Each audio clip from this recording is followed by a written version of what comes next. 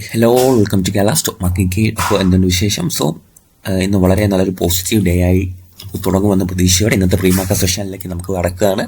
അപ്പോൾ അതിന് തന്നെ നമുക്ക് ഗ്ലോബൽ മാർക്കറ്റ് ഒന്ന് അനലൈസ് ചെയ്യാം. ഇസ്രയേൽ ഇറാൻ പീസ് ഡീൽ ഏകദേശം തീരുമാനമായിട്ടുണ്ട് എന്നുള്ളൊരു കാര്യം വരുന്നുണ്ട്.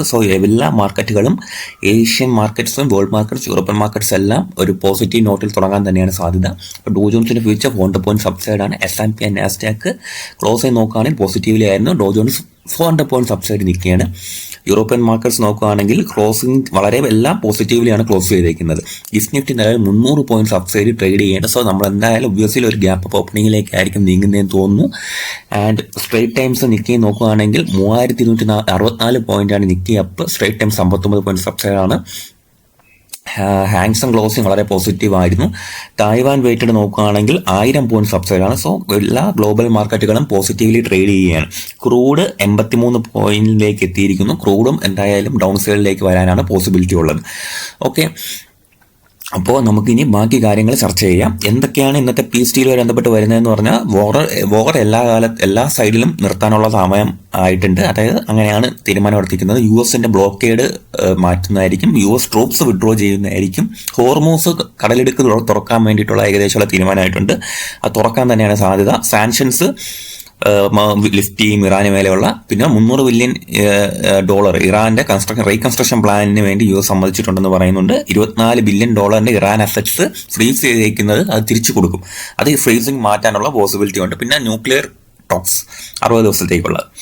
ഓക്കെ, അപ്പോൾ ഇത്രയൊക്കെയാണ് ഇത് ഡീറ്റെയിൽസ്, ഇറാൻ ഡീറ്റെയിൽസിന്റെ കാര്യമായി വാറുമായിട്ട് ബന്ധപ്പെട്ട് മിനിമലായിട്ടുള്ള ന്യൂസസ് പുറത്തു വന്നേക്കുന്നത്. ഓക്കെ, പിന്നെ നമ്മുടെ ടെലിഗ്രാം ചാനലിന്റെ കാര്യം നിങ്ങൾക്ക് എല്ലാവർക്കും അറിയാം, വളരെ പോസിറ്റീവായിട്ട് മുമ്പോട്ട് പോകുന്നുണ്ട്. അപ്പം ജോയിൻ ചെയ്തിട്ടില്ലാത്തവർക്ക് ജോയിൻ ചെയ്യാൻ ശ്രമിക്കാം. ഞാൻ എടുക്കുന്ന പേഴ്സണൽ ട്രേഡ്സ് വരെയൊക്കെ അപ്ഡേറ്റ് ചെയ്യാൻ ശ്രമിക്കാറുണ്ട്. ഓക്കെ, അപ്പോൾ നമുക്ക് നമ്മുടെ ചാർട്ടിലേക്ക് പോകാം. നിഫ്റ്റിയിലേക്ക് പോകുമ്പോഴത്തേക്കും വളരെ പോസിറ്റീവ് ക്ലോസിംഗ് ആയിരുന്നു വെള്ളിയാഴ്ച തന്നത് നമുക്ക്. അപ്പോൾ 15 മിനിറ്റ് ചാർട്ടിലേക്ക് വീണ്ടും പോകേണ്ടതായിട്ടുണ്ട്. അപ്പോൾ ഇന്നിപ്പോൾ ഒരു അപ്സൈഡ് മൊമെൻറ്റമാണ് തരുന്നതെങ്കിൽ, ഗ്യാപ്പ് അപ്പ് ഓപ്പണിംഗ് ആണെങ്കിൽ മിക്കവാറും ഈ ഒരു റെസിസ്റ്റൻസ്, ഈ ഒരു സെല്ലിംഗ് സോൺ റേഞ്ചിലേക്കായിരിക്കും മാർക്കറ്റ് കയറുന്നത്. അപ്പം ഈ ഒരു ഏരിയയിലാണ് നമ്മൾ സൂക്ഷിക്കേണ്ടത്. ഓക്കെ, അപ്പം മാർക്കറ്റ് ഈ ഒരു ഏരിയയിലാണ് വരുന്നതെങ്കിൽ നമ്മൾ സൂക്ഷിക്കുക. കാര്യം മാർക്കറ്റ് ഇവിടെ നിന്നും എങ്ങനെ റിയാക്ട് ചെയ്യുന്നു എന്നുള്ളത് വളരെ പ്രധാനപ്പെട്ട കാര്യമാണ്. കാര്യം ഈ ഏരിയയിൽ നിന്നും മാർക്കറ്റിന് ഒരു സെല്ലിംഗ് പ്രഷർ നേരിടാനുള്ള പോസിബിലിറ്റി ഉണ്ട്. അങ്ങനെയാണെങ്കിൽ മേ ബി ഒരു സെൽ ഓഫ് വരാനുള്ള പോസിബിലിറ്റി ഞാൻ കാണുന്നുണ്ട്. ഗ്യാപ്പ് തന്ന ശേഷം മേ ബി ഒന്ന് ഡൗൺ സൈഡ് വരാം, എന്നിട്ട് അപ്പ് സൈഡ് പോകാം. ഓക്കെ, അപ്പോൾ വെള്ളിയാഴ്ച തന്നെ നിങ്ങൾ ശ്രദ്ധിക്കുക. ഗ്യാപ്പ് അപ്പിന് ശേഷം മാർക്കറ്റ് ഒരു പുൾ ബാക്ക് തന്നു. അതിനുശേഷമാണ് ഒരു അപ്പ് സൈഡ് മൊമെന്റം തന്നത്. അപ്പം പ്രത്യേകിച്ചൊരു കാര്യം എന്ന് പറയുന്നത്, എൻ്റെ ഒരു ടെൻഷൻ എന്ന് പറയുന്നത്, മാർക്കറ്റ് ഇത്രയും വലിയൊരു തന്നതിന് ശേഷം ഒരു ക്ലിയർലി ഉള്ള ഒരു പുൾ ബാക്ക് ഇതുവരെ തന്നിട്ടില്ല. ബട്ട് മാർക്കറ്റ് ഇന്ന് വീണ്ടും ഒരു അപ്സൈഡ് മൊമെന്റം തരുമ്പോഴത്തേക്കും അപ്പോൾ ഒരു പ്രോഫിറ്റ് ബുക്കിങ്ങിനുള്ള പോസിബിലിറ്റി ഉണ്ടോ എന്നുള്ളൊരു സംശയം എൻ്റെ മനസ്സിലുണ്ട്.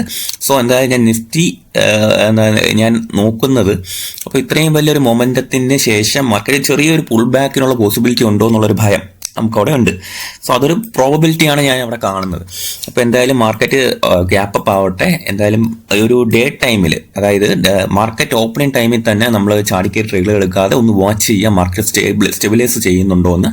ഓക്കെ, അതിനുശേഷം മാത്രം വലിയ ഡിസിഷൻസ് എടുക്കുക എന്നാണ് ഞാൻ പറയുന്നത്.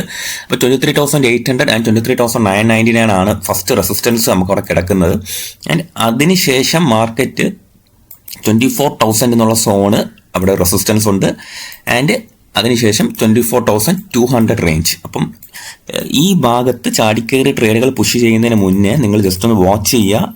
ഒരു സെൽ ഓഫിനുള്ള പോസിബിലിറ്റി ഉണ്ടോ ഇല്ലേ എന്ന് നമുക്ക് കൃത്യമായി പറയാൻ കഴിയില്ല. ഇന്നത്തെ മാർക്കറ്റ് എന്ന് പറയുന്നത് കുറേ കാലത്തിന് ശേഷമാണ് ഇത്രയും നല്ലൊരു പോസിറ്റീവ് ന്യൂസ് കിട്ടിയത്.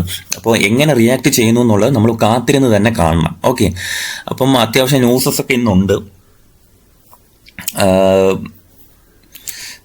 പിന്നെ മീഷോ കിരാന ക്ലബ് എന്ന് പറഞ്ഞ പ്ലാറ്റ്ഫോമും B2B കൊമേഴ്സ് പ്ലാറ്റ്ഫോം ഏറ്റെടുക്കുന്നതിനെ ബന്ധപ്പെട്ട ന്യൂസ് ഉണ്ട്. 202 കോടിക്കാണ് എടുക്കുന്നത്, 3 ട്രഞ്ചസ് ആയിട്ട്.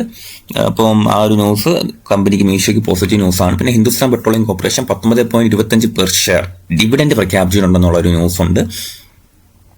പിന്നെ SCPC എന്ന് പറയുന്ന കമ്പനിക്ക് 673 കോടിയുടെ ലെറ്റർ ഓഫ് അക്സെപ്റ്റൻസ് കിട്ടിയിട്ടുണ്ട്. സ്റ്റീൽ അതോറിറ്റി ഓഫ് ഇന്ത്യയായിട്ട് ബന്ധപ്പെട്ടാണ് ഒരു ഇത് കിട്ടിയിട്ടുള്ളത്.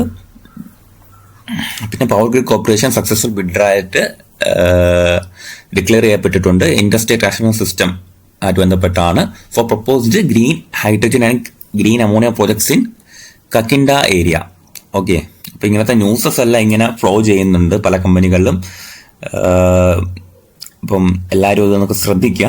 പിന്നെ NLC ഇന്ത്യയുടെ ന്യൂസ് എന്ന് പറയുന്നത് company has been declared the preferred bidder for Govindpur vanadium titanium and aluminium സാൻഡിട്രേറ്റ് ബ്ലോക്ക് ഇൻ സംഗറെഡ്ഡി തെലങ്കാന. അപ്പോൾ ഇങ്ങനത്തെ ന്യൂസസ് ഇങ്ങനെ ഫ്ലോട്ട് ചെയ്യുന്നുണ്ട്. എന്തായാലും ഞാൻ ഇന്നത്തെ ദിവസം ഒന്ന് കെയർഫുൾ ആവാൻ തീരുമാനിച്ചിട്ടുണ്ട്. കാര്യം ഇതുകൊണ്ടല്ല, മാർക്കറ്റിന് ഒരു സെല്ലിംഗ് പ്രഷർ അബ്സോർബ് ചെയ്ത ശേഷമുള്ള ഒരു പ്രൈസ് ആക്ഷൻ ആയതുകൊണ്ടാണ് ഞാൻ ഇന്നൊന്ന് കെയർഫുൾ ആവാനായിട്ട് തീരുമാനിച്ചിരിക്കുന്നത്.